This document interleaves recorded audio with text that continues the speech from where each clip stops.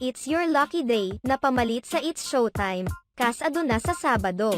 Kasado na ang show na siyang papalit sa It's Showtime sa loob ng 12 days na suspended ito.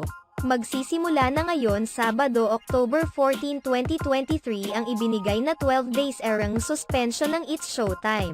Dahil dito, pansamantala muna sila papalitan ng It's Your Lucky Day. Ang It's Your Lucky Day ay pangungunahan nina Luis Manzano, Melay Cantiveros at Robbie Domingo. Makakasama rin nila dito ang Franceth at si Andrea Brillantes.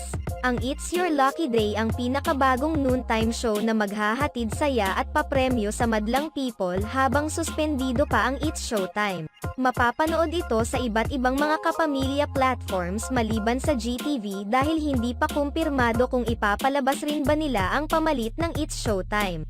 Muling magbabalik ang It's Showtime sa darating na October 28, Sabado.